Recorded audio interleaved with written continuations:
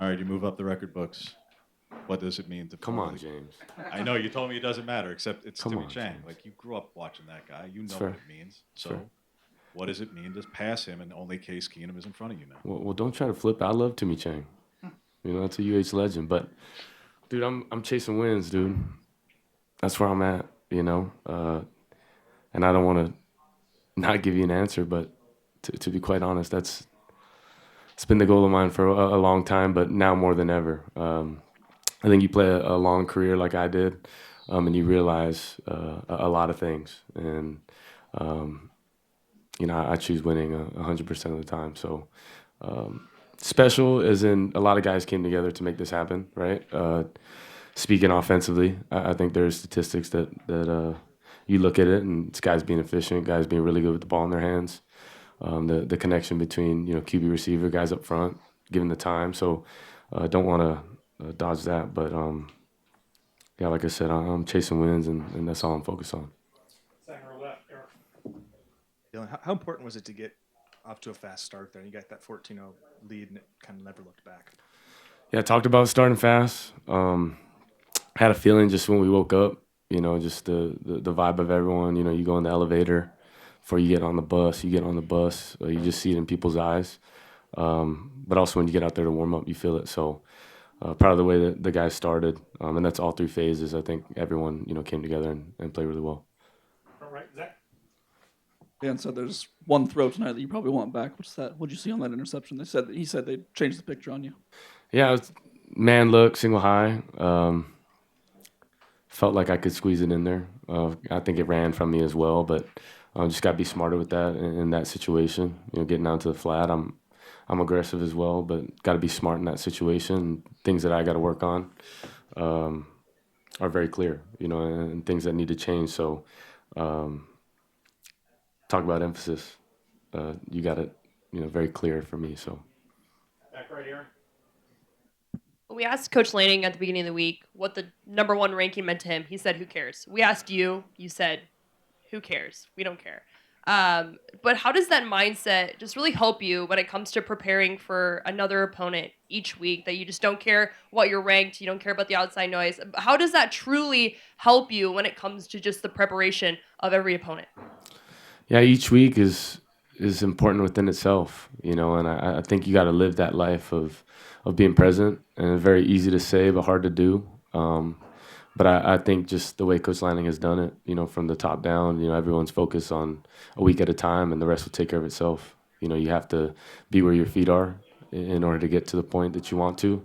And I think that's a mindset that, like I said, it's hard to do. A lot of people like James, man, he's creating these narratives, right? Creating these narratives, trying to, I think in life, everyone has these individual accolades and things that, when there's success, there's things that people can look at that individually guys have played good here or there. But we're just so focused on a team and being team oriented because the rest will take care of itself. So that's the biggest mindset.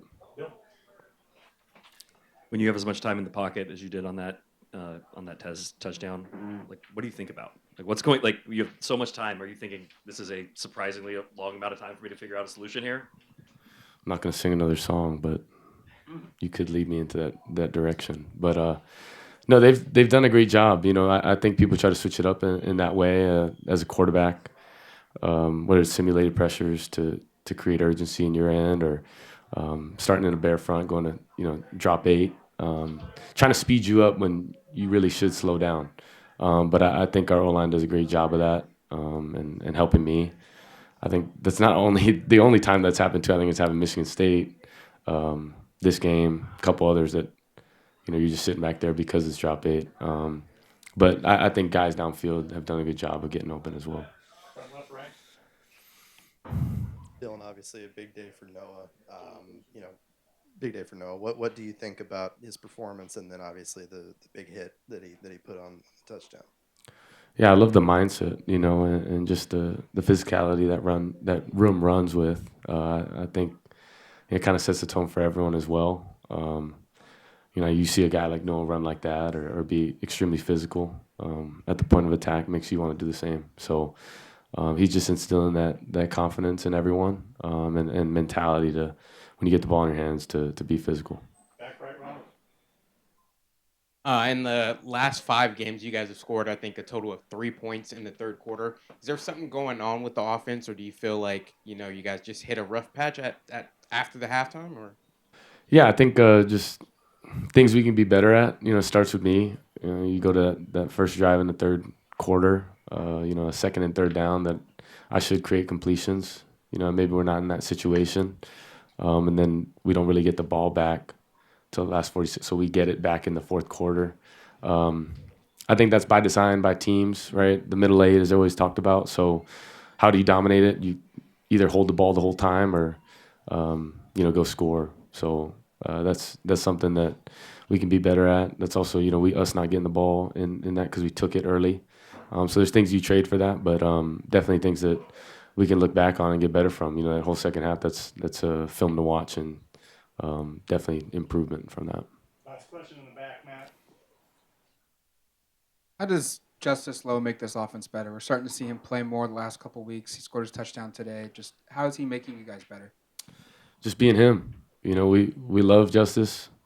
Evan calls him Justice, so that's interesting. But J-Lo's a great guy. I think from a physical standpoint, he's explosive, he's fast. But I think from a mental side, just how smart he is, his route running ability, him understanding coverage. And, you look at those two, the crosser and then the ball kind of, on a 5x2, that's 2 balls that I should put on him. And, we're moving the chain. So that's a guy as well.